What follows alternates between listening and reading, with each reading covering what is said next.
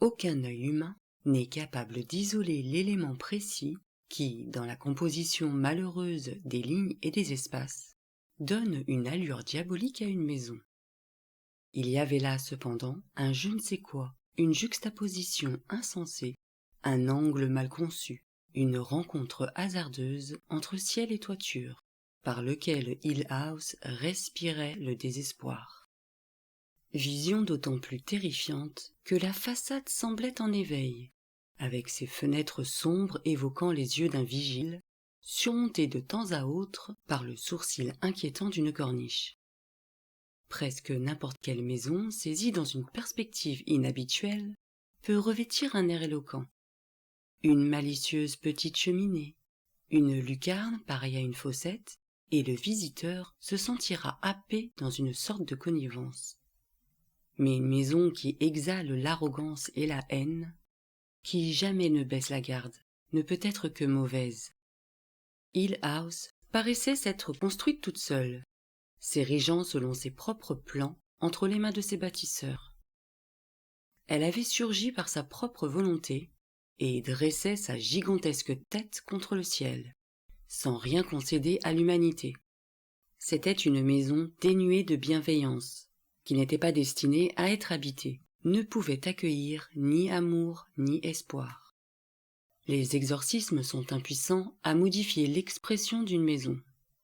Hill House resterait telle qu'elle était jusqu'au jour de sa destruction. J'aurais dû faire demi-tour, se dit Eleanor, l'estomac tordu par une nausée ancestrale. Elle fouilla des yeux la ligne des toits, cherchant en vain à localiser cette chose méchante qui occupait les lieux. Les mains glacées, elle sortit en tremblant une cigarette de son sac. Par-dessus tout, elle avait peur. La voix terrifiée au fond d'elle-même répétait « Sauve-toi, va-t'en vite !» Mais c'est pour venir ici que j'ai roulé si longtemps, pensa-t-elle. Je ne peux pas m'en aller.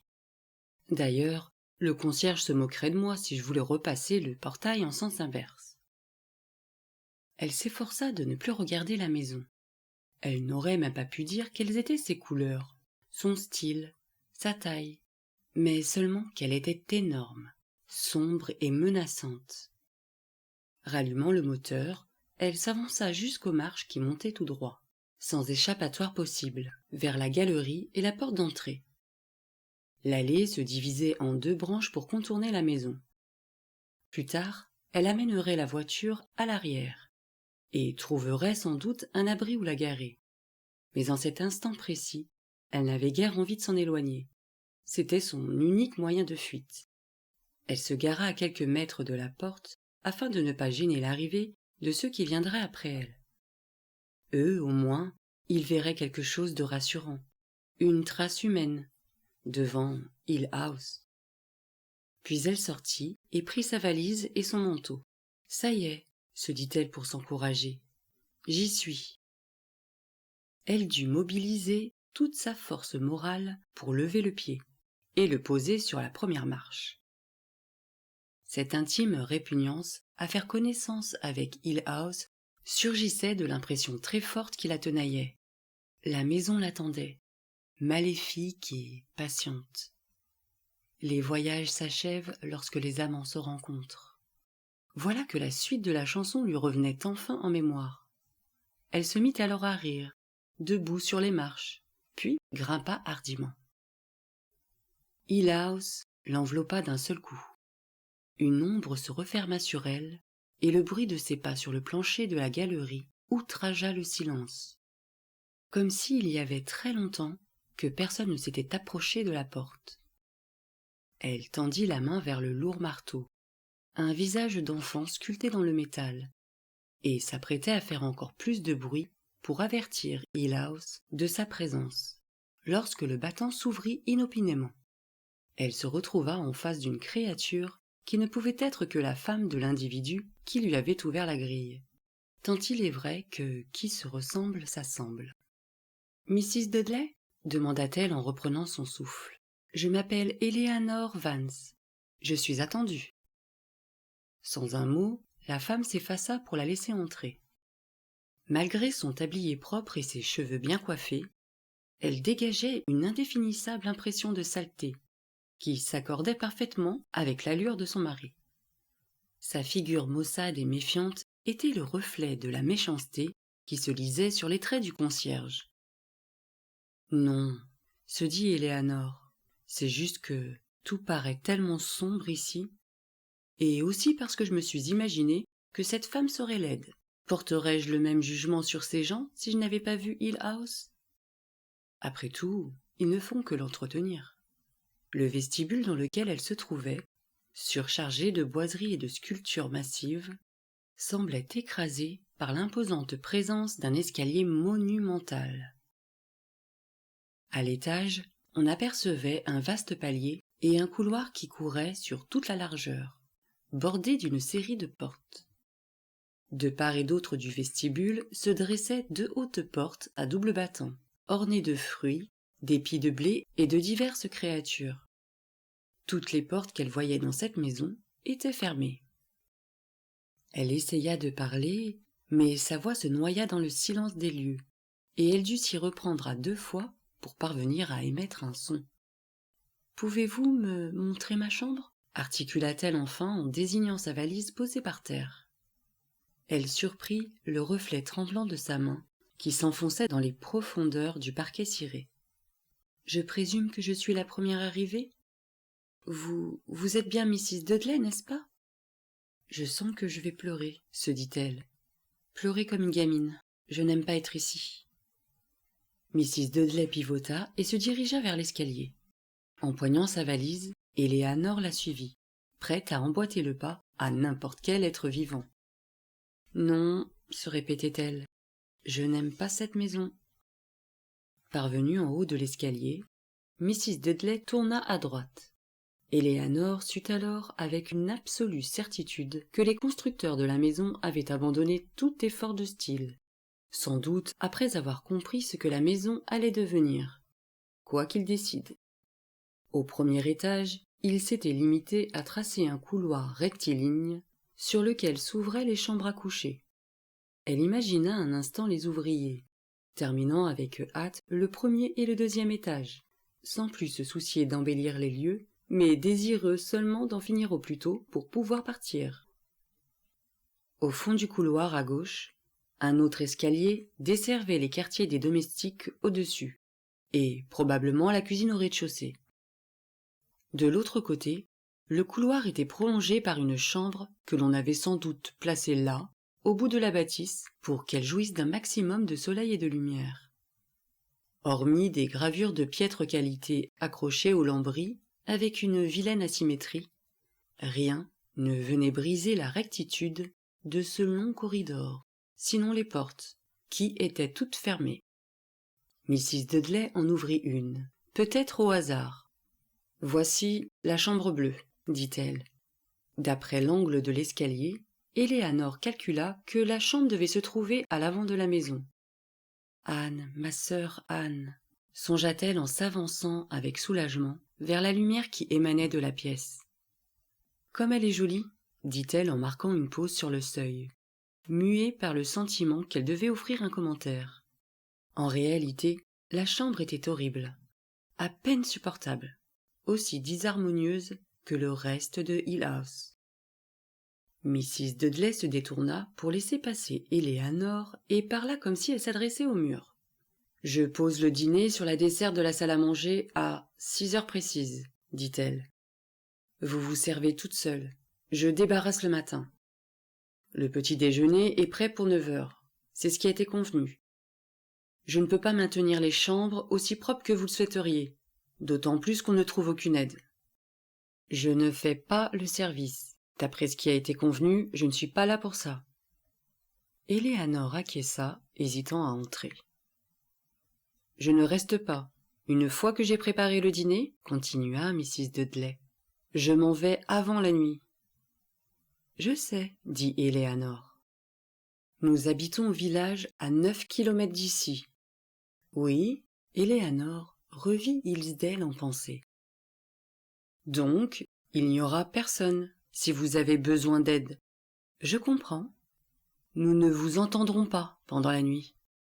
J'imagine que personne ne vous entendra. Il n'y a aucune maison entre ici et le village. Personne ne voudrait habiter plus près que cela. Je sais, répéta Éléanore avec lassitude. Mrs. Dudley se fendit d'un large sourire. Pendant la nuit, dit-elle, quand il fait noir. Et elle ferma la porte derrière elle. Éléanore eut presque envie de rire. Aurait-elle dû lui crier « Oh, Mrs. Dudley, ne me laissez pas! J'aurais tellement besoin de vous, dans le noir. » Puis elle frissonna. Éléanore était maintenant seule, debout à côté de sa valise, son manteau sur le bras. Seule et désemparée, elle éprouvait une folle envie de rentrer chez elle et ne pouvait que se répéter « Les voyages s'achèvent lorsque les amants se rencontrent. » Derrière la porte, il y avait l'obscure cage d'escalier, le vestibule ciré, la lourde porte d'entrée, Mrs. Dudley et son mari qui se moquait d'elle au portail, la chaîne et le cadenas, Hillsdale, le cottage fleuri, la famille à l'auberge, le jardin entouré de lauriers roses, la maison avec les lions de pierre, et tout cela l'avait amenée ici, grâce aux indications infaillibles du docteur de Montaigu, jusqu'à la chambre bleue de Hill House. C'est affreux, se dit-elle pétrifiée, car le moindre geste pouvait indiquer qu'elle donnait son consentement, qu'elle acceptait de s'installer dans cette chambre. C'est affreux, je ne veux pas rester. Mais elle n'avait nulle part où aller. La lettre du docteur Montaigu l'avait conduite jusque-là et ne pouvait pas l'emmener plus loin. Au bout d'un moment, elle poussa un soupir et, secouant la tête, s'avança pour poser sa valise sur le lit. « Je suis dans la chambre bleue de Hill House, murmura-t-elle. Déclaration fort inutile puisque tout était bien réel, et la chambre indubitablement bleue. Les deux fenêtres, qui donnaient sur le toit de la galerie et la pelouse, étaient pourvues de rideaux de damas bleu. Par terre, un tapis au motif bleu. Sur le lit, un édredon bleu et un couvre-pied bleu. Au mur, au-dessus des lambris sombres qui s'élevaient à hauteur d'épaule, un papier peint bleu, orné de minuscules fleurs bleues, délicatement assemblées en couronne et en guirlandes. Un jour, peut-être que quelqu'un avait tenté d'alléger l'atmosphère de la chambre bleue de Hill House en y apposant ce coquet papier peint, oubliant sans doute qu'un tel espoir serait vite évaporé ici et qu'il n'en subsisterait bientôt plus qu'un faible souvenir, pareil à l'écho presque inaudible d'un sanglot dans le lointain. Éléanore se ressaisit et tournoya sur elle-même pour contempler la chambre tout entière. Par un incroyable défaut de conception, les dimensions de la pièce paraissaient atrocement faussées. Chacun des murs, qui pourtant se croisaient à angle droit, semblait soit trop court, soit d'une longueur démesurée. « Ils veulent que je dorme ici ?» se dit-elle incrédule. « Quel cauchemar attend de m'assaillir, tapis au coin de ces hauts plafonds, prêt à souffler la terreur sur mes lèvres. » Elle se reprit de nouveau. « Enfin, Éléanore !» Ouvrant sa valise sur le lit, elle ôta avec soulagement ses chaussures de ville à talons et entreprit de déballer ses affaires.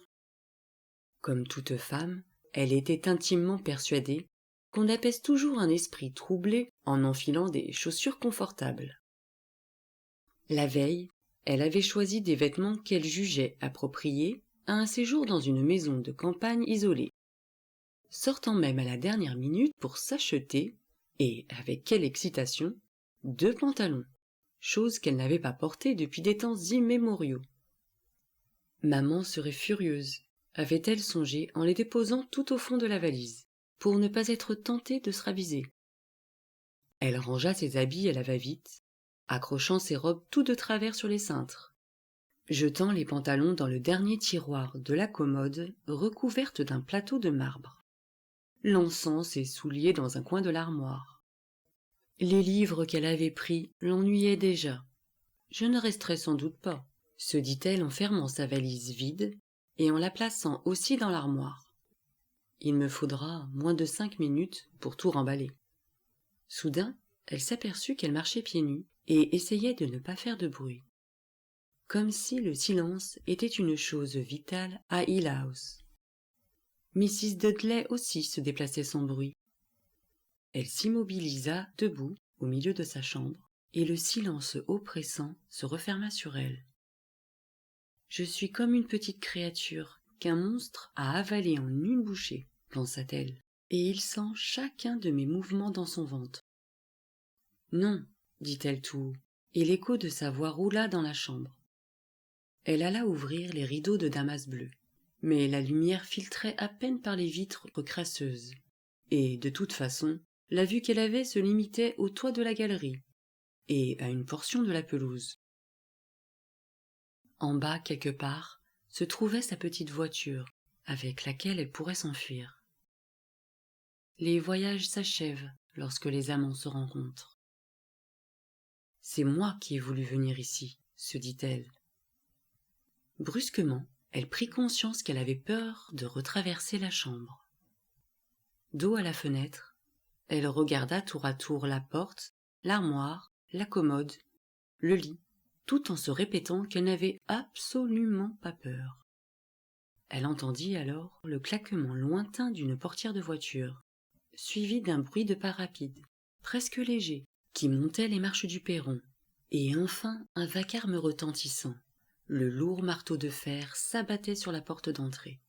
« Mais oui, bien sûr, pensa-t-elle, d'autres personnes vont arriver, je ne serai pas toute seule. » Riant presque, elle sortit vivement dans le couloir et se pencha par-dessus la rambarde. « Dieu soit loué, vous êtes là !» dit-elle en scrutant la pénombre du vestibule. « Dieu soit loué, il y a quelqu'un. » Elle s'aperçut qu'elle avait totalement oublié Mrs. Dudley, en la découvrant debout dans le vestibule, pâle et raide. « Montez, dit-elle, il faut porter sa valise soi-même. » Elle parlait à toute vitesse, hors d'haleine, surmontant sa timidité naturelle tant elle était soulagée. « Je m'appelle Eleanor Vance, et je suis tellement contente que vous soyez là. Moi, c'est Théodora. Théodora tout court. Bon sang, quelle baraque! C'est tout aussi horrible en haut, venez, demandez qu'on vous donne la chambre voisine à la mienne. » En grimpant l'escalier derrière Mrs. Dudley, Théodora contempla d'un air incrédule le vitrail de la fenêtre du palier, l'urne de marbre dans sa niche, le tapis chamarré. Éléanore s'avança pour l'aider à porter sa valise, beaucoup plus grosse et beaucoup plus luxueuse que la sienne. « Attendez d'avoir vu les chambres à coucher, dit-elle. La mienne a dû servir de chambre funéraire. »« C'est exactement la maison de mes rêves, » ironisa Théodora. « Un petit havre de paix où me retrouver seule avec mes pensées, surtout si j'ai des idées de meurtre ou de suicide, ou... » « La chambre verte, » annonça froidement Mrs. Dudley. Prise d'une brusque inquiétude, Eleanor sentit que Mrs. Dudley n'aimait pas qu'on se moque de Hill House, ni qu'on la critique. Peut-être croit-elle que la maison nous entend? Elle regretta aussitôt d'avoir eu cette pensée, et dut frissonner, car Théodora se tourna vers elle, avec un bref sourire, et lui toucha légèrement l'épaule, comme pour la rassurer. « Quelle fille charmante !» se dit Eleanor en lui rendant son sourire. Pas du tout le genre de personne qui va avec une maison aussi lugubre. Mais à vrai dire, je ne vois pas à qui Hill House pourrait correspondre. Elle se mit à rire en remarquant l'expression de Théodora, debout sur le seuil de la chambre verte. Théodora lui lança un regard de biais. « Mon Dieu, quelle chambre adorable! Un berceau de verdure. Je pose le dîner sur la desserte de la salle à manger à 6 heures précises, dit Mrs. Dudley. Vous vous servez toute seule. Je débarrasse le matin. Le petit déjeuner est prêt pour 9 heures. C'est ce qui a été convenu. » Théodora observait Éléanore. « Vous semblez avoir peur. Je ne peux pas maintenir les chambres aussi propres que vous le souhaiteriez, d'autant plus qu'on ne trouve aucune aide. Je ne fais pas le service. D'après ce qui a été convenu, je ne suis pas là pour ça. » « Parce que je croyais être toute seule, » expliqua Éléanore. « Je ne reste pas. Une fois que j'ai préparé le dîner, je ne reste pas. »« Je suis là maintenant, » dit Théodora. « Tout va bien. »« Nos chambres communiquent par la salle de bain, » ajouta Éléanore sans réfléchir. « Elles sont exactement pareilles. Sauf que tout était vert chez Théodora. Les rideaux de damas, le papier orné de guirlandes, le couvre-pied et l'édredon. On trouvait la même commode recouverte d'un plateau de marbre. La même énorme armoire. De ma vie entière, je n'ai jamais vu des chambres aussi hideuses, s'écria Éléanore. On se croirait dans un hôtel de luxe, déclara Théodora, ou dans une colonie de vacances. Je m'en vais avant la nuit, continua Mrs. Dudley. Personne ne peut vous entendre si vous criez pendant la nuit. Réalisant qu'elle était cramponnée à la poignée de la porte, Éléanore desserra les doigts sous l'œil ironique de Théodora et traversa la pièce d'un pas ferme. Il faudra que nous trouvions un moyen d'ouvrir ces fenêtres. Donc, il n'y aura personne, si vous avez besoin d'aide, dit encore Mrs. Dudley. Nous ne vous entendrons pas pendant la nuit. Personne ne vous entendra. Ça va mieux? Demanda Théodora, et Éléanore acquiesça. Il n'y a aucune maison entre ici et le village. Personne ne voudrait habiter plus près que cela. Vous avez sans doute faim, dit Théodora. Moi, en tout cas, je suis affamée. Elle posa sa valise sur le lit et ôta ses chaussures. Rien ne me met de plus mauvaise humeur que d'avoir l'estomac dans les talons. Je suis irritable, je grogne et j'éclate en sanglots. Elle sortit un élégant pantalon de sa valise. Pendant la nuit, Mrs. Dudley sourit, dans le noir, et elle ferma la porte derrière elle. Au bout d'un moment, Éléanore dit « En plus, elle ne fait aucun bruit quand elle marche. » Quelle créature exquise! Théodora jeta un regard autour d'elle. Finalement, non, on dirait pas du tout un hôtel de luxe. Ça me rappelle un pensionnat où j'ai passé quelques années. Éléanore ouvrit la porte de la salle de bain et entraîna Théodora vers sa propre chambre. « Venez voir la mienne. Je venais de déballer mes affaires et j'envisageais de tout remettre dans ma valise quand vous êtes arrivée. Pauvre petite, vous devez être morte de faim. » Moi, la seule pensée qui m'est venue à l'esprit lorsque j'ai découvert la maison, de l'extérieur, c'est que j'adorerais la regarder brûler. Peut-être qu'avant de partir... C'était atroce d'être ici toute seule. Si vous aviez vu mon pensionnat pendant les vacances, dit Théodora en retournant dans sa chambre. À présent qu'elle percevait le bruit et les activités de sa voisine par les portes ouvertes entre les deux pièces, Éléanore se sentait un peu rassénérée. Elle remit ses robes d'aplomb dans l'armoire et empila soigneusement ses livres sur la table de nuit. « Ça me fait vraiment penser au pensionnat, » lança Théodora de sa chambre. « Le premier jour, tout est moche et bizarre. On ne connaît personne, on a peur que les autres se moquent de ses vêtements. » Éléanore venait justement d'ouvrir le tiroir de sa commode pour y prendre un pantalon. Elle s'immobilisa, puis éclata de rire et jeta le pantalon sur son lit. « Ai-je bien compris, poursuivait Théodora, Mrs. Dudley ne viendra pas si nous crions la nuit. C'est ce qui a été convenu. Avez-vous rencontré le charmant concierge au portail? Nous avons eu un entretien des plus agréables. Il m'a dit que je ne pouvais pas entrer. Je lui ai répondu que j'entrerais quand même. Et j'ai essayé de le renverser avec ma voiture, mais il a sauté sur le côté. Vous croyez qu'on est censé rester là, à attendre dans nos chambres? J'ai envie de me changer et de mettre des vêtements plus confortables. À moins qu'il ne faille s'habiller pour le dîner, qu'en pensez-vous? Je ne m'habille pas si vous ne vous habillez pas. Ils ne pourront rien contre nous deux. En tout cas, j'ai envie de sortir et d'explorer les environs. Je serais ravie de ne plus avoir ce toit au-dessus de ma tête. La nuit tombe si vite dans les collines. Avec tous ces arbres, Éléanore s'approcha de la fenêtre. Mais la pelouse recevait encore les rayons obliques du soleil. Il ne fera pas vraiment sombre avant 1 heure. Je veux me rouler dans l'herbe dehors. Éléanore choisit un pull rouge, tout en songeant que dans cette maison, et dans cette chambre, il jurerait sûrement avec les sandales. Rouge aussi, qu'elle avait acheté pour l'accompagner, alors qu'ils étaient plutôt bien assortis la veille.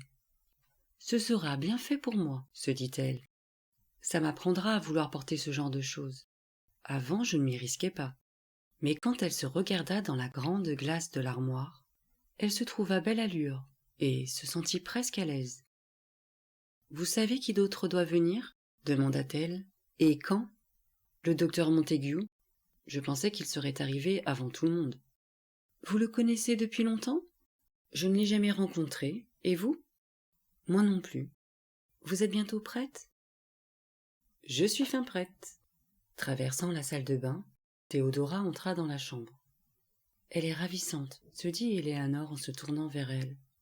Si seulement je pouvais être aussi jolie. Elle considéra le chemisier jaune vif de Théodora et se mit à rire.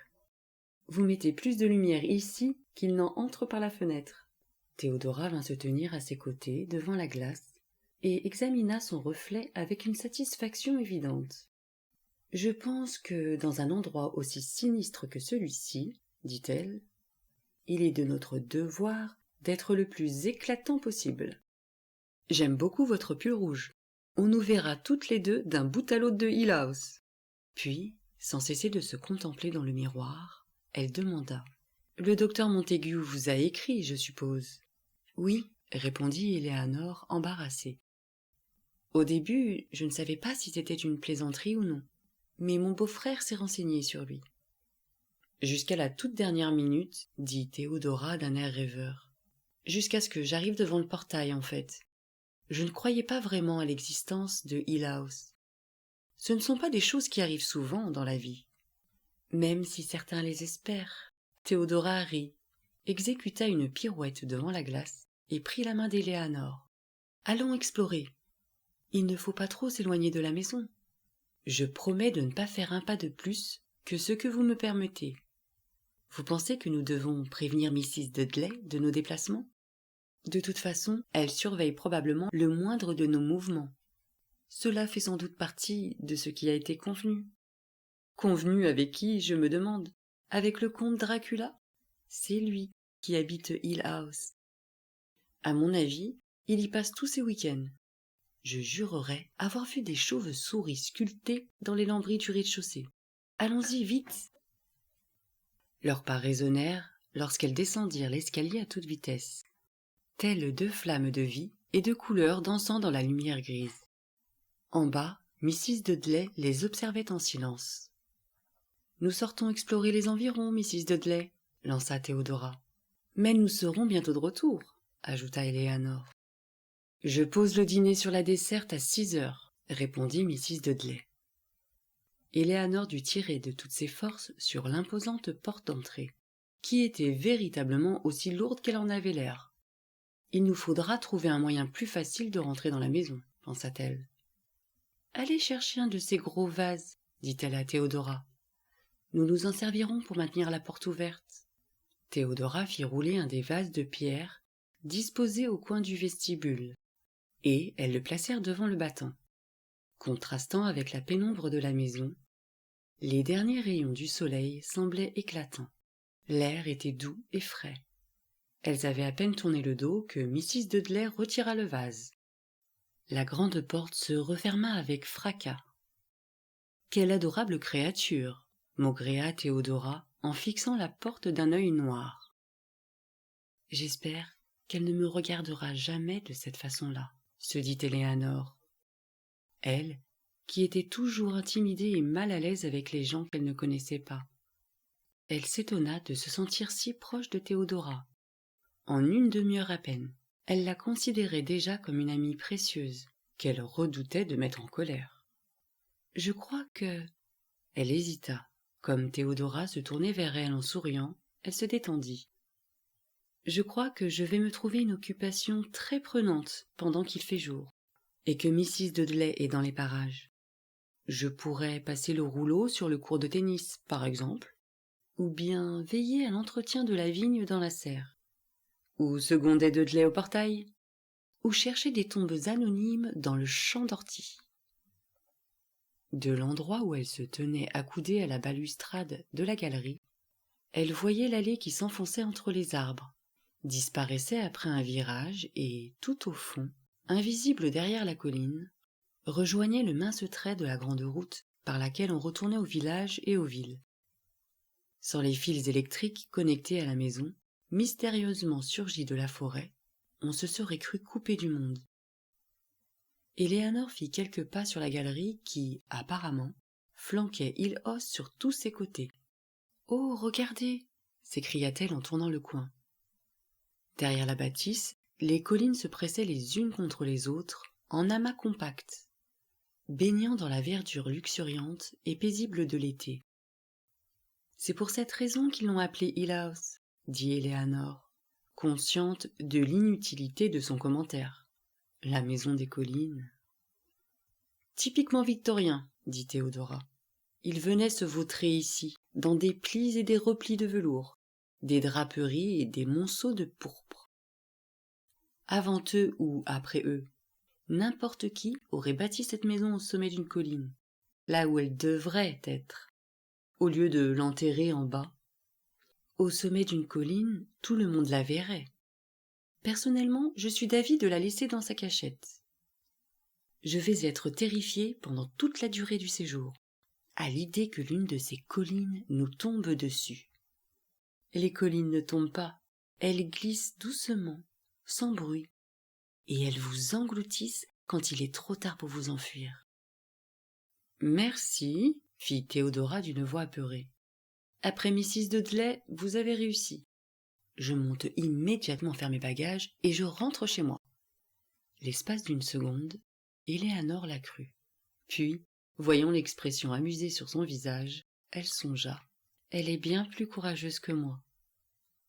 C'est alors que Théodora, lisant dans ses pensées, lui fit une réponse inattendue, mais qui deviendrait par la suite une note familière, la phrase qui reviendrait fréquemment à l'esprit d'Éléanore lorsqu'elle évoquerait le nom de sa compagne. « Ne soyez pas si craintive, » dit-elle en tendant la main pour lui effleurer délicatement la joue. « On ne sait jamais où on puise son courage. » Puis, prestement, elle dévala les marches et s'élança sur la pelouse que dominaient des arbres immenses. « Dépêchez-vous, » s'écria-t-elle, « je veux voir s'il y a un ruisseau quelque part. »« Ne nous éloignons pas trop, » dit Éléanore en lui emboîtant le pas. Pareilles à deux enfants, elles partirent en courant, heureuses de l'espace libre qui s'ouvrait à elles, et alors même qu'elles n'avaient guère passé de temps à Hill House, ravies de sentir l'herbe douce sous leurs pieds après les planchers de bois raides. Obéissant à un instinct quasi animal, elles suivirent le son et l'odeur de l'eau. « Par ici, » dit Théodora, « un petit sentier. » Peu à peu, le sentier les conduisit toujours plus près du bruit de l'eau, serpentant entre les arbres, leur offrant çà et là un aperçu de l'allée, les entraînant toujours plus loin de la maison, qui, bientôt, disparut. Elles traversèrent une prairie semée de pierres, et le sentier descendait toujours. La végétation était moins touffue ici, de sorte que le soleil parvenait encore à percer, mais Éléanore vit qu'il commençait à frôler dangereusement la crête des collines. Elle appela Théodora, qui se borna à crier « Venez par ici !» sans cesser de courir. Brusquement, Théodora s'arrêta net et manqua de chanceler. Elle était parvenue tout au bord du ruisseau, lequel avait surgi devant elle sans crier gare. Éléanore, arrivant à son tour, la retint par la main et elles se laissèrent tomber, riant et hors d'haleine, assises sur le talus abrupt qui surplombait le cours d'eau. « Décidément, il vous réserve des surprises par ici, » dit Théodora en reprenant son souffle. « Vous auriez bien mérité d'y plonger tête la première, » répliqua Éléanore. « Quelle idée de courir comme ça !»« C'est joli, non ?» De légères petites rides se formaient à la surface de l'eau. L'autre rive était tapissée de fleurs jaunes et bleues qui inclinaient leur tête vers le courant. Au-dessus, une verte prairie se déployait autour d'un monticule rond et doux, derrière lequel se dressaient les plus hautes collines, éclairées par les derniers rayons du soleil. « Oui, c'est joli, » conclut Théodora d'un ton péremptoire. « Je suis sûre d'être déjà venue ici, » dit Éléanore. « Dans un livre de contes de fées, sans doute. »« Certainement. Vous savez faire des ricochets ? » C'est ici que la princesse vient retrouver le poisson enchanté, qui n'est autre qu'un prince déguisé. Il devait manquer d'eau, ce pauvre poisson. Ce n'est pas très profond. On traverse sur un gué de pierre plate. Tiens, il y a des poissons. Minuscules. Des vairons, peut-être ? Tous des princes déguisés. Théodora bâilla et s'étira au soleil. Ce ne seraient pas plutôt des têtards? Mais non, ce n'est pas l'époque des têtards. En revanche, je parie qu'on pourrait trouver des œufs de grenouille. Quand j'étais petite, je m'amusais à attraper des vairons et je les laissais filer entre mes doigts. Une vraie fille de campagne. C'est l'endroit idéal pour pique-niquer. Au bord de l'eau, avec des œufs durs, une salade de poulet et un gâteau au chocolat, ajouta Théodora en riant. De la limonade dans un thermos et du sel contre les fourmis. Théodora s'allongea voluptueusement sur le dos. C'est faux, cette histoire de fourmis. Il n'y a pratiquement jamais de fourmis quand on mange dehors. Des vaches peut-être, mais je n'ai jamais vu de fourmis pendant un pique-nique. Et le taureau dans un pré, c'est vrai? Avec quelqu'un qui dit « On ne peut pas passer par là, il y a un taureau ». Théodora ouvrit un œil. Vous aussi, vous aviez un oncle qui était très drôle? Et tout le monde éclatait de rire dès qu'il ouvrait la bouche? Il racontait qu'il ne fallait pas avoir peur du taureau. Si vous étiez poursuivi, il suffisait de le saisir par l'anneau qu'il avait dans le nez et de le faire tournoyer au-dessus de votre tête. Éléanore jeta un petit caillou dans le ruisseau et le regarda tomber au fond de l'eau claire. « Vous aviez beaucoup d'oncles? »« Des milliers, et vous ?»« Oh oui, » répondit Éléanore après un silence. « Des grands et des petits, des gros, des maigres. Et une tante Edna? Tante Muriel. Assez mince, avec des lunettes sans monture? Et une broche en grenat, dit Éléanore. Elle porte une espèce de robe rouge sombre lors des réunions de famille, avec des poignées de dentelle. Alors, nous sommes sûrement parentes, dit Théodora. Vous aviez un appareil dentaire? Non, des taches de rousseur. Moi, je fréquentais une école privée où on m'apprenait à me conduire comme une jeune fille bien élevée. Moi, j'étais toujours enrhumée pendant l'hiver. Ma mère m'obligeait à mettre des bas de laine. La mienne exigeait que mon frère m'emmène dans des bals, où je faisais des révérences à n'en plus finir. D'ailleurs, mon frère me déteste encore. Je suis tombée pendant la cérémonie de remise des diplômes.